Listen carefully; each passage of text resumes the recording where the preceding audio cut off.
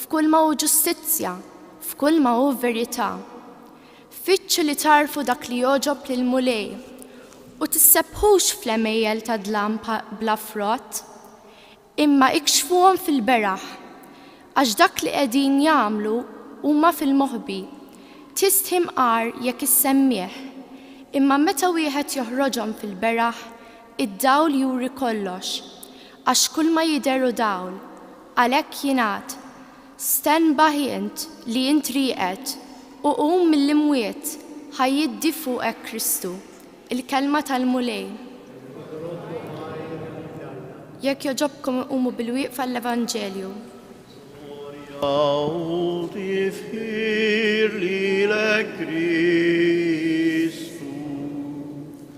Gloria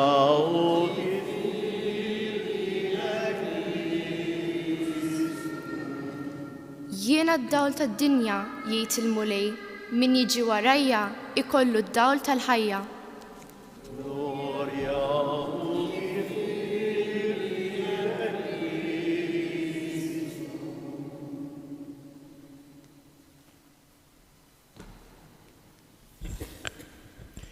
Il-mulej ma'kum. Qari mill-Evanġelju skont San Ġwan. F'dak iż-żmien kif kien għaddej Ġesu lemaħ raġel ama minn twelidu u d-dixxiepli tiegħu staqsewh, Rabbi, dan twilet ama għax dineb hu stess jew għax dimbu il-ġenituri tiegħu. Ġesu wieġeb, mhux għax dineb hu jew il-ġenituri tiegħu, imma ġralu hekk biex l-emil ta' Alla jidher fih.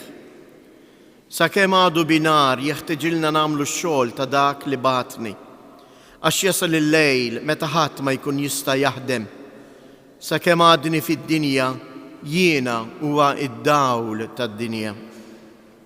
Kif qal dan beżaq fl-art, għamel minnu qisu tajn u dilek bih għajnejn ir-raġel ama u qallu, mur inħasel fil-mentqa ta' Silewam, din tfisser il-mibgħut. Mela dak mar inħasel u ġie jara. Il-ġirien u dawk li jissoltu kienu jarawh għax hu kien tal-lab qalu, dan mhuwiex dak li qiegħed joqgħod bil-qiegħda jittallab. Xi wħud qalu iva hu, oħrajn qalu le, imma jixbħu. Iżda hu qalilhom jiena hu. Qalulu, mela kif infetħulek għajnejk? Weġibhom, wieħed raġel jgħidulu Ġesu għamel ftit tajn dilik li għajnejja bih u qalli mur f'Silewam u inħasel hemm. Mort inħsilt u ġejt nara.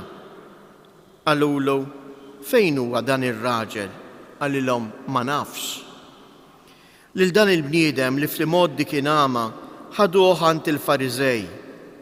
Issa dakinhar li Ġesu għamel it-tajn u fetaħ għajnejn il-ama inserta kien is-sibt. Il-Fariżej ukoll staqsew mill-ġdid lill-ama kif sar jara u hu qalilhom, għedli ftit tajn fuq għajnejja, mort ninħasel u issa qiegħed nara. Xi wħud mill-Fariżej qalulu, dan il-bniedem mhuwiex ġej minn Alla għax ma jħarixx is-sibt. Iżda oħrajn qalu, kif jista' wieħed midneb jagħmel sinjali bħal dawn u ma qablux bejniethom. U reġgħu qalu lill-ama, int x'jidhirlek minnu, issa li fetaħlek għajnejk. Qalilhom, dak profeta. Il-Lut ma rridux jemmnu li kien ama u id-dawl qabel ma batu għal ġenituri ta' dak li sar jara u staqsewhom, dan li jintom qegħdin tgħidu li twilet ama, dan binkom? Mela issa kif ġie jara? Il-ġenituri tiegħu wieġbu u qalulhom, nafu li dan hu t-tifel tagħna u li twilet ama, imma kif issa ġie jara dan ma nafuhx u anqas ma nafu min fetaħlu għajnejh. Staqsu lilu, żmien għandu, ħajjitkellemu għalih innifsu. Il-ġenituri tiegħu wieġbu hekk għaliex beżgħu mill-Lowt għax il-Lowt kienu ġa ftehmu bejniethom li jekk xi ħadd jistqarr li Ġesu u l-Messija isib ruħu barra mis-sinagoga. Kien għalhekk li l-ġenituri wieġbu żmien għandu staqsu lilu. Għal darb'oħra reġgħu bagħtu għal dak li kien għama u qalulu: Għati glorja lill-Alla. Aħna nafu li dan il-bniedem huwa midneb. Dak weġibhom: Jekk hux midneb ma nafx, ħaġa waħda naf, li jien kont għama u issa qiegħed nara. Qalulu: Imma hu x'għamillek? Kif fetaħhomlok għajnejk? U hu weġibhom: Ġa għedtilkom u ma smajtux, xi tridu tisimgħu iżjed? Jaqgħu tridu intom ukoll issiru dixxiepli tiegħu? U qabdu jgħajruh u qalulu: Dak int dixxieplu tiegħu, aħna ta' Mosè. Aħna nafu li lil Mosè kellmu Alla, imma dan ma nafux minn fejn hu. Weġibhom ir-raġel u qalilhom: Sewwa, hawn qiegħed il-aħġeb li intom ma tafux minn fejn inqala, u madankollu lili fetaħ li għajnejja. Aħna nafu li Alla mhux se jisma' lill-midinbin, iżda mbagħad jekk wieħed ikun iqim lill-Alla u jagħmel ir-rieda tiegħu, lil dan jisimgħu. Qatt fid-dinja ma nstema' li xi ħadd fetaħ għajnejn wieħed għama mitwelid, li kieku dan ma kienx ġej mingħand Alla, xejn ma kien ikollu ħila jagħmel. Imbagħad qabżu u qalulu: Int se tgħallem lilna, int li twelid dnubiet waħdek, u keċċewh il-barra. Ġesu sema li keċċewh il-barra, sabu u qallu: Temmen int f'bin il-bniedem? Dak wieġeb u qallu: Min hu mulej biex nemmen fih? Qallu Ġesu: Mhux biss rajtu, imma huwa dak stess li qiegħed ikellmek. Qallu: Nemmen mulej. U nxteħed għarku btejħ iqimu. Imbagħad Ġesu qal: Jiena ġejt fid-dinja biex nagħmel ħaqq, biex min ma jarax isir jara u min jara jama. Xi wħud mill-Fariżej li kienu hemm madwaru semgħuh jgħid dan u staqsewh: Aħna wkoll omja? Weġibhom Ġesu: Li kieku kontu omja ma kontux tkunu ħatja ta' dnub, imma issa qegħdin tgħidu aħna naraw, mela id-dnub tagħkom għadu fuqkom. Il-kelma tal-mulej.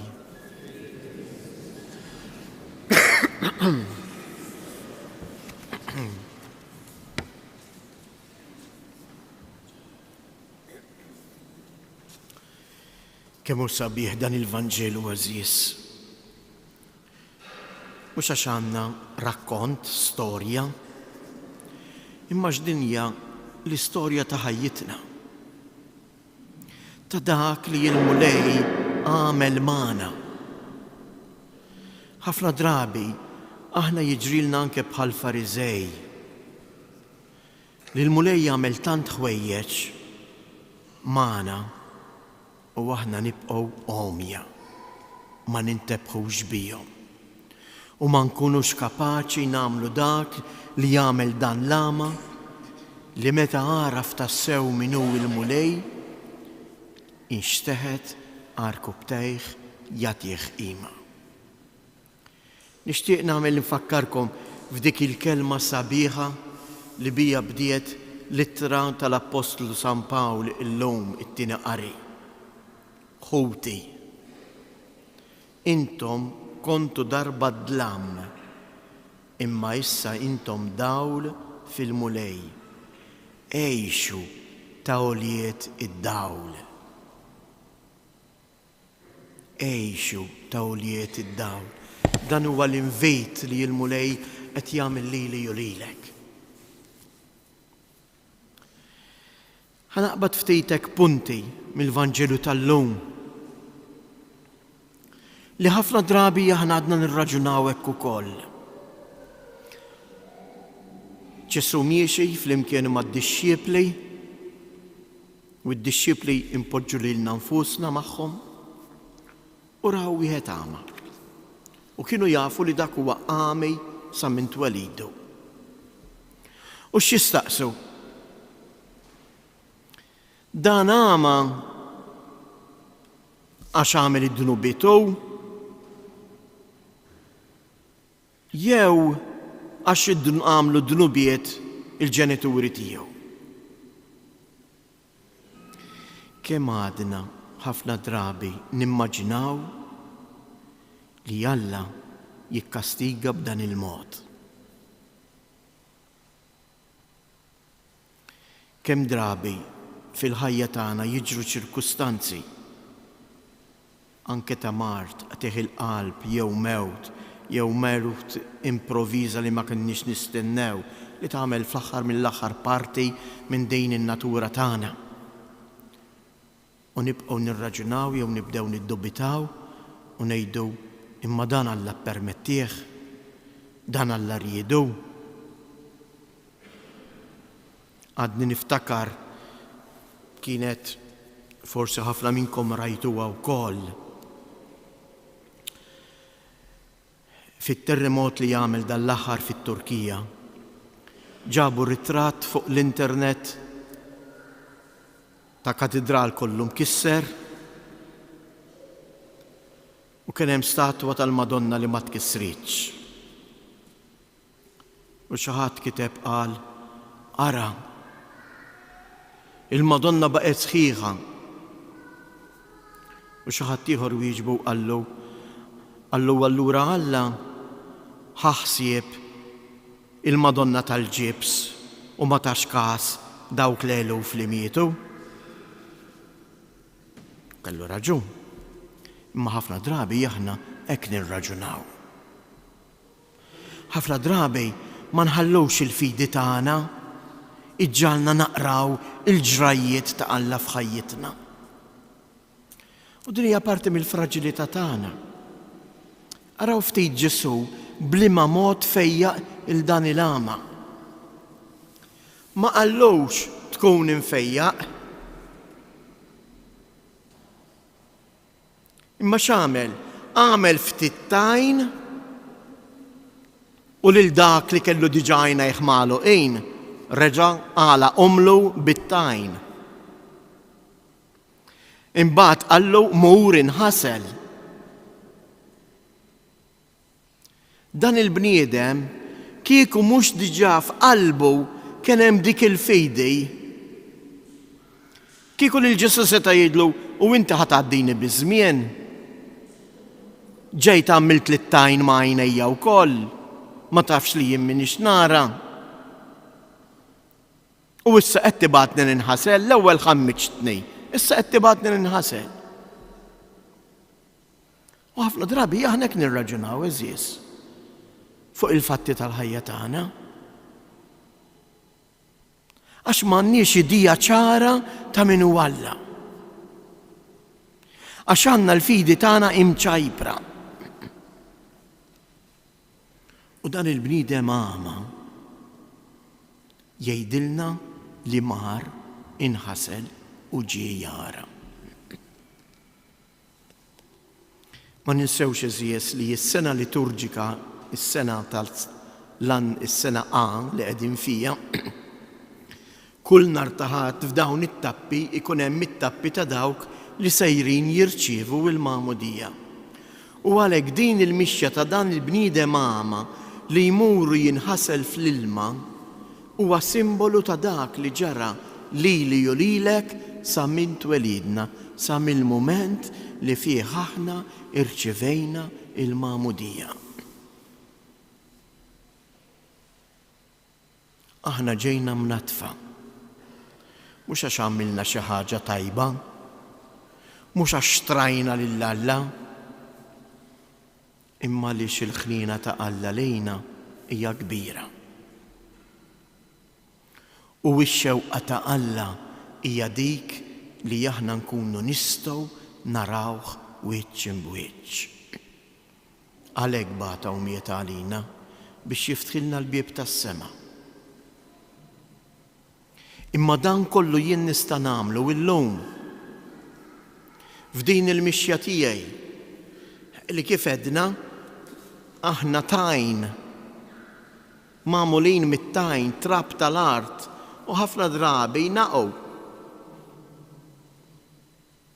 Nfakkarkom f'dak biss li nimmeditaw b'ħafna drabi bħalissa fit-talba sabiħa tal-Via Sagra il-waqgħat ta' Ġesu. Ġesu jerġa' jiġi wiċċ imwiċċ mat-tajn, ma' trab, ma' dak it-trab li jiena minnu ġejt magħmul. Imma dak il-wiċċ ta' Ġesu irid jagħtina ħajja ġdida.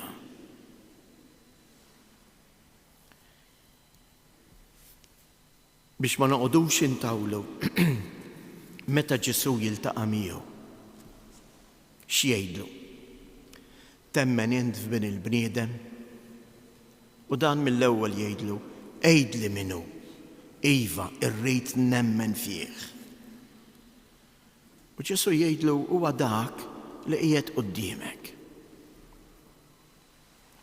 Dan ir-raġel ħalla irriflettu ftit.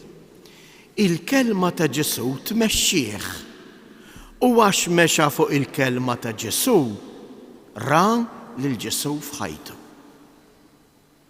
Ekk ukoll jiġri minni u minnek. Meta Ġesu il-dak lama qallu mur inħasel, emmen fih. X'waslu biex imur jinħasel? Il-kelma ta' Ġesu. Kieku ddubitaħ, ma kienx imur jinħasel. Kif ġaħtilkom fil-bidu, seta' qallu inti qed tgħaddini biż-żmien, inti qed titħak bija. Imma emmen fih. Jekk jiena u int eżies,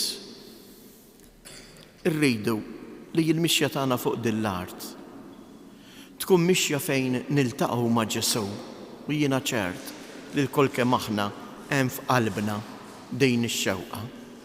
Jeħtieġ ħaġa waħda li nagħmlu dak li jagħmel dan l-ama. Inħallu il-kelma ta' Ġesu tmexxina. Il-Papa spiss jinsisti u jgħid x'inhuma 2 minuti. Mhuma xejn quddiem dawk is-sigħat kollha, quddiem 24 siegħa. U l-Papa jgħidilna sibu 2 minuti kuljum u waqraw silta mill-Vanġelu. Għax dik għandha l-qawwa li ddawwallek ħajtek. Infatti kompli jgħid aqbad poġġi jixtri ktieb żgħir il-Bibja, aqrah waqt li tkun qiegħed fuq it-trejn, hawnhekk m'għandniex trejnijiet, aqra biċ-silta żgħira waqt li tkun qiegħed fix-xarabank. Imma sib 2 minuti fejn int tħalli lil Ġesu jkellmek u int titkellem miegħu. Għax dik id-diskursata bħalma ta' seħħ ma' dan l-ama tista' iddawwallek ħajtek. Mhux ta' bxejn bħalissa hawnhekk fid-djoċesi tagħna hemm tqassam il-Vanġelu ta' San Mattew, anke fuq il-bulletin li tistgħu issibuh in-naħa t'isfel tal-Knisja, hemm ukoll siltiet minn dan il-Vanġelu ta' San Mattew li min irid jista' matul din il-ġimgħa jaqra silta, m'hemmx aktar minn 2 minuti. U dan qed nagħmluh għaliex aħna nemmnu tas-sew li hija biss il-kelma ta' Alla li tista' iddawwal id-dlamijiet ta' ħajti, id-dubji, il-biżgħat, il-qteħ il-qalb, lejja, min minnhom ma jgħaddix minn dawn l-affarijiet. U għaliex ngħaddu minnhom? Għax Alla jippermettihom? Għaliex aħna trab tal-art. Għaliex aħna magħmulin mit-tajn u ħafna drabi ninsew għadin. Imma l-mulej Alla u kapaċi li lili u lilek jerfani.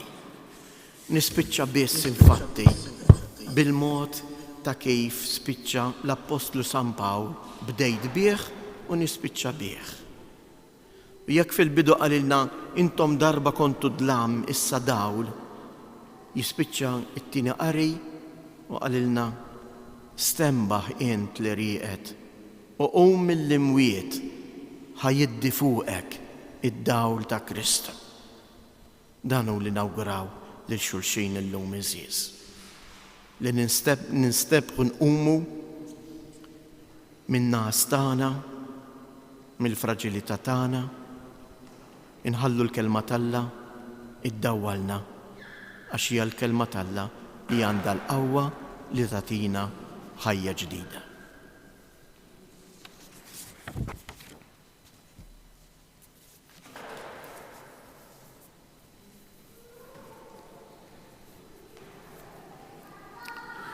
Ejjew nistqarru l-fidi tagħna.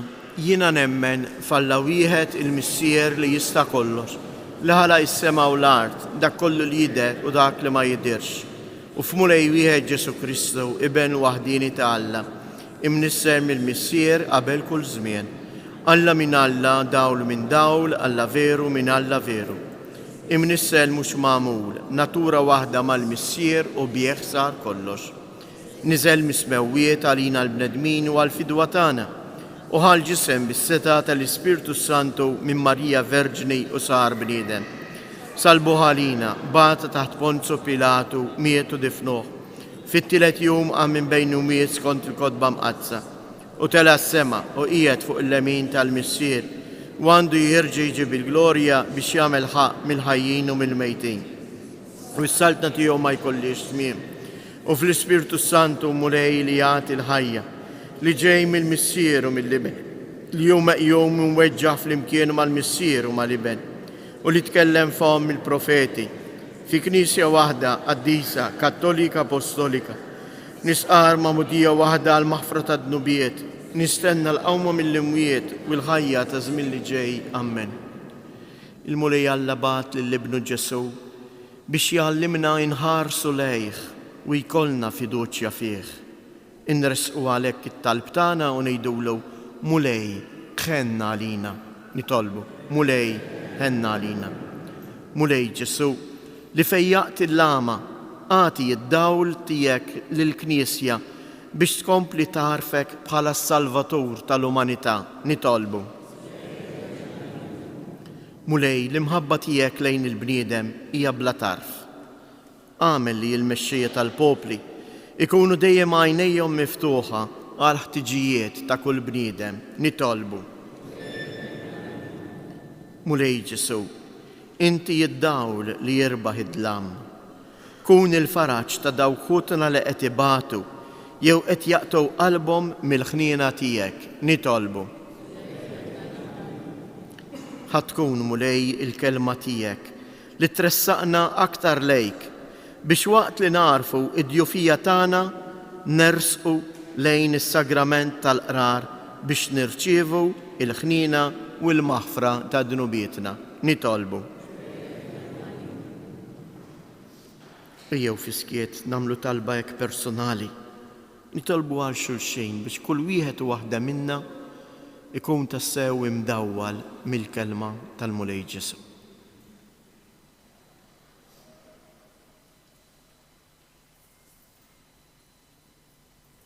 Itfa' fuqna Mulej ħarsa ta' ħniena u tjieba, mexxina int bil-kelma tiegħek, għax il-kelma tiegħek hija dawl ta' ħajjitna, int li tgħix wis-saltan għal dejjem ta' dejjem.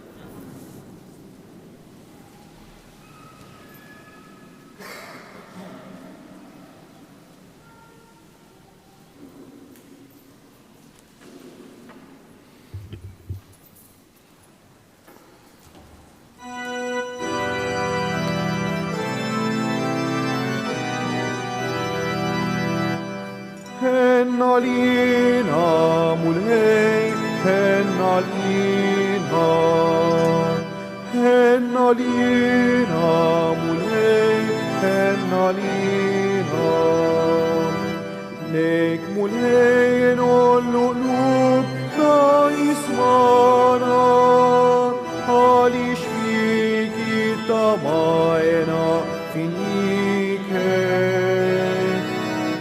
Hennalina Mulej, hennalina. Sobenin midnubiet tal-imorti, nitolbuk trotti mafra tal-ħsara. Enna lina mulej, enna lina.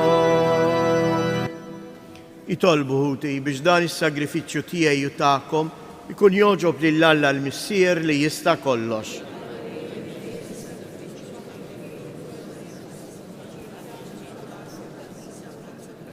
Bil-ferħ ta' qalbna mulej nofrulek is-sagrifiċċju tal-fidwa ta' dejjem. Miċ-ċokontana nitolbuk li grazzja li nqimuh b'fidi sħiħa u nofru ilek kif jixraq għas-salvazzjoni tad-dinja bi Kristu Siedna. Il-mulej ma'kom. Nerfgħu qlubna il fuq. Niżżu ħajr lill-mulej Alla tagħna. Sewwa u xieraq tas-sew Missier Qaddis Alla ta' dejjem li tista' kollox tajjeb u taġi tas-salvazzjoni tagħna li dejjem u kull imkien inroddulek ħajr bi Kristu Siedna. U bil-misteru tal-inkarnazzjoni tiegħu wassal għad-dawl tal-fidej lill-bnedmin li kien miexi fid-dlam u għalina li nitwildu fil-jasar qadejm tad-dinja kiseb il-grazzja li nkunu ulijiet adottivi ta' Alla bil-ħasejl ta' twelid ġdejt fil-Magħmudija. Għalhekk il-ħlejjaq kollha tas-sema jannulek qima kbira għanja ġdida u aħna mal-qtajja tal-anġli infaħruk u intennulek. Qaddis, qaddis, qaddis. Mulej Alla tal-eżerċiti, is-smewwiet u l-art mimlija bil-glorja tiegħek. Osanna fl-ola ta' smewwiet, imbirek minn ġej fisem il-mulej, osanna fil-olej ta' smewwiet. Qaddis ta' sewint mulej inti lajn ta' kull qdusija. Qaddis għalek li tolbuk dawn l-offerti bil-barka tal-Ispirtu tiegħek biex isiru għalina il-ġisem u id-dem ta' Siedna Ġesu Kristu. Li meta kien se jingħata biex mir-rajħ ibati ħajl ħobs radd il-ħajr qasam tal id-dixxiepli tiegħu u qal ħudu u kulu il-kol minn dan għax dan huwa ġismi li jingħata għalikom.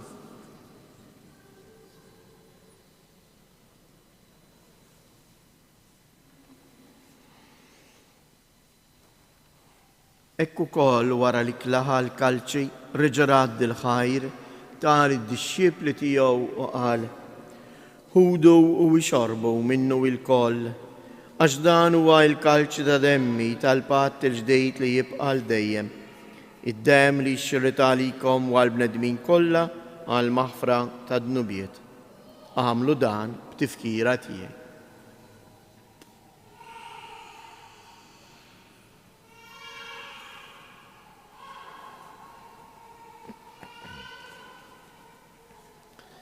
Danu il-misteru tal-fidi, salvana int o salvatur tad-dinja għax bis-salib u l-qawmin tiegħek inti fdejtna.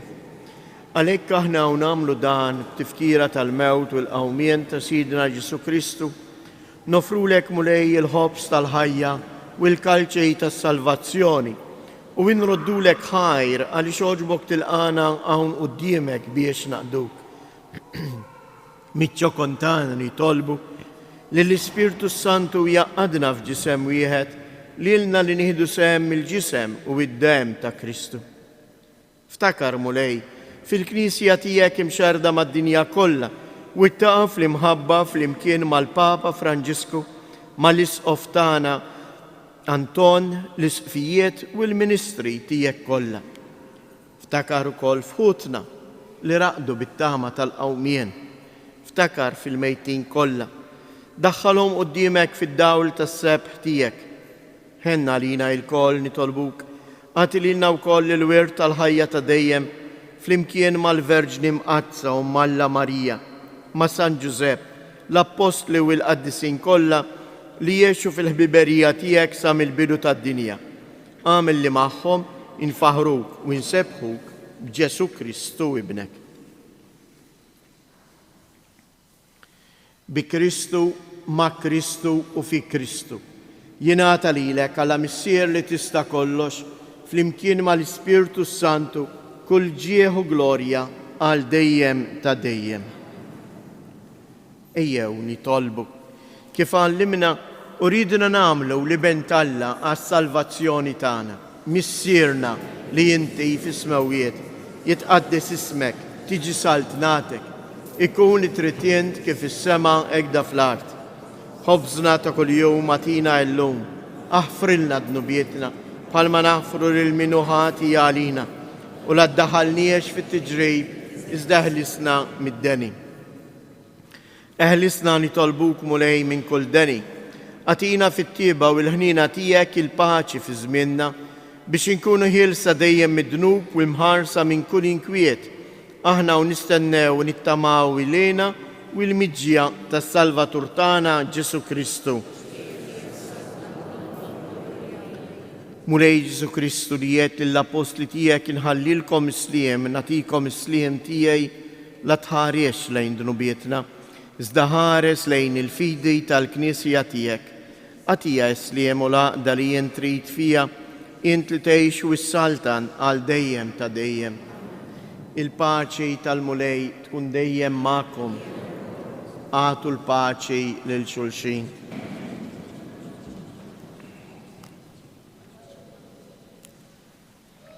Ħaruf ta' Alla li tneħħi dnubiet tad-dinja ħenna għalina. Ħaruf ta' Alla li tneħħi dnubiet tad-dinja ħenna għalina. Ħaruf ta' Alla li tneħħi dnubiet tad-dinja għatina il-paċi.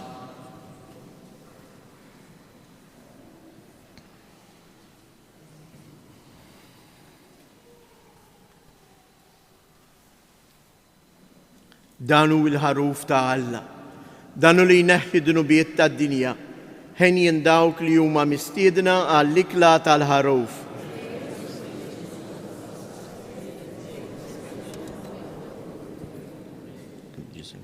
Qarbina tax-xewqa.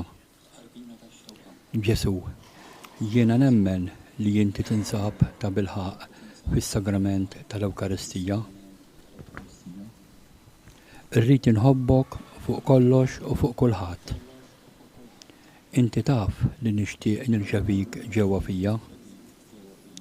Imma ġala darba bħalissa ma nistax nilqek ġewwa fija sagramentalment. Nitolbok li tiġi fija spiritwalment. Ejja għandi Ġesu tiegħi biex jiena ninaqat miegħek. Ħeġġiġini bil-mħabba għalik biex f'ħajti u f'mewti jiena nemmen dejjem fik, nittama fik u nibqa' nħobbok għal dejjem. Amen. Li fix ħadd jinqastek jiena tħallik jien ġejt imsħalla dur lejja mill-ġdid qalbek sobjina il-leġi tuħriġtek u salvajtek fid-desert bil-manna jiena tmajtek għal-mewt ikun dannajtni ma sħalik inti salvabtni.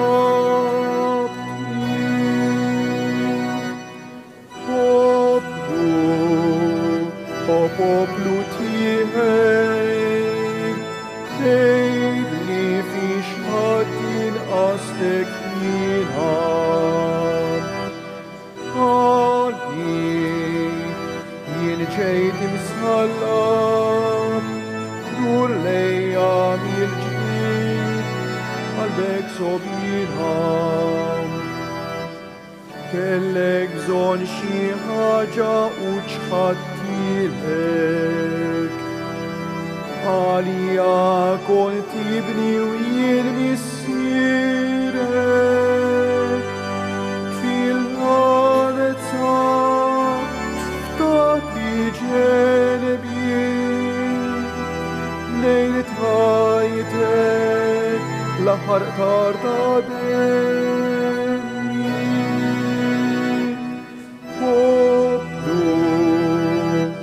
Poplu tiegħek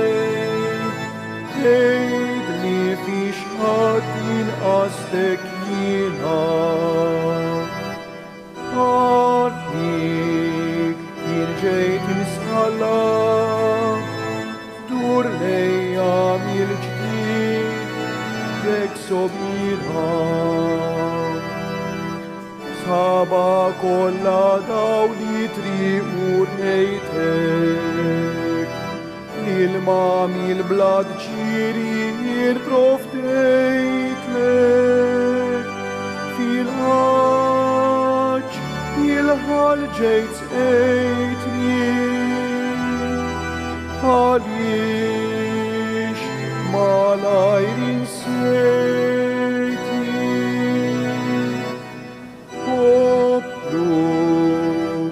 Poplu tiegħi, edni fiex ħadd inqastek jiena.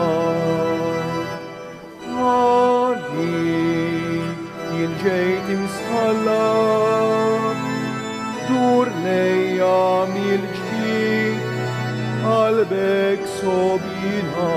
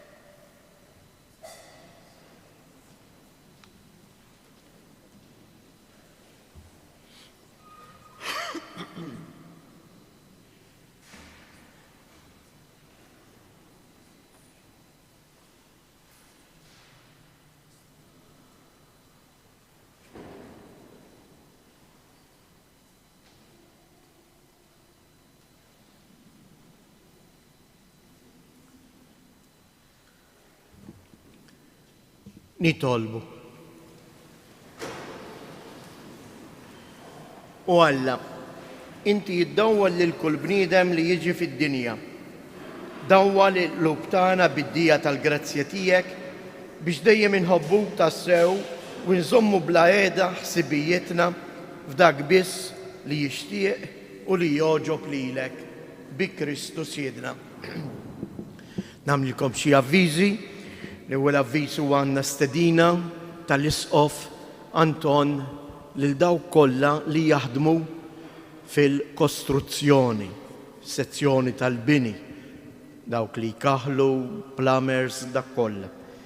L-Isqof Anton jixtieq li għada jingħaqdu miegħu hawnhekk f'dan is-santwarju biex jiċċelebraw flimkien l-Ewkaristija fil-quddiesa tal-5 ta' filgħaxija. Imbagħad nhar is-Sibt li ġej, propju bħallum 8 ijiem, hija l-festa għażiża ta' tħabbira tal-mulej. U għalhekk f'din l-okkażjoni l-Isqof Anton ukoll se jirimexxi quddiesa fis-7:30 ta' filgħaxija li għalija ikun hawn xorta dejn il-quddiesa tas-6:30, imbagħad ikun hawn quddiesa fis-7:30 li għalija huma mistiedna il-familji kollha li qegħdin jistennew xi tarbija. Għax propju matul din il-quddiesa l-Isqof ukoll ibierek it-trabi fil-ġuf. Ġifieri jekk tafu li hawn xi familji li qegħdin jistennew xi tarbija, stidnuhom għal din iċ-ċelebrazzjoni speċjali għalihom. Il-Via Sagra Djoċesana tul l-Olja ta' Ammar. Tamaw li matul din il-ġimgħa jispiċċa x-xogħol li qiegħed isir kif qedtilkom fil-bidu, u U nhar il-ħadd imbagħad 26 ta' Marzu l-Isqof Anton sejjer imexxi din il-Via Sagra tul il-għolja ta' Ammar. Inħeġġukom biex tiġu u tattendu għal dan il-mument ta' talb flimkien li bih inħejju ruħna biex nidħlu imbagħad fil-ġimgħa imqazza. Hija l-ewwel Via Sagra li sejr nagħmlu wara dak iż-żmien kollu tal-pandemija. Għalhekk inħeġġiġkom biex niġu u ninġabru f'dan il-mument ta' talb. Il-Via Sagra tkun trasmessa wkoll għal morda tagħna fuq Radio Marija u tibda fil-4:09 ta' filgħaxija.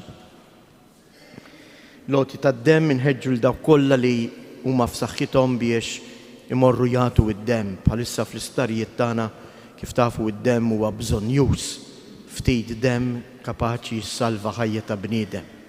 Għalhekk min jista' minnu f'saħħtu inħeġġuh biex nhar it-tlieta imur fil-berġa tax-Xewkija bejn is-sija ta' wara nofsinhar u l-5 ta' filgħaxija u jagħti id-demm. Is-Santwarju ta' Pinu wkoll f'Settembru bejn is-7 u l-14 ta' Settembru sejrin organizzaw pellegrinaġġ lejn Fatima. Il-postijiet huma limitati, 25 post, dawk li huma interessati imbagħad jistgħu ikellmu lili. Il-mulej magħkom.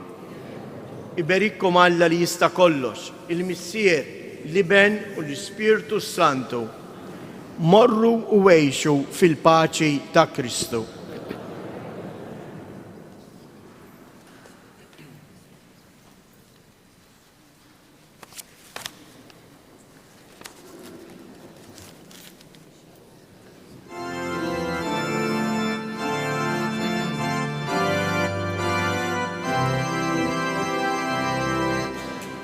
Il-maqdes ta' Pinu, il-firxet id-dija, li tixet imħabtek, tana Marija. Ave, Ave, Ave Maria, Ave, Ave Maria.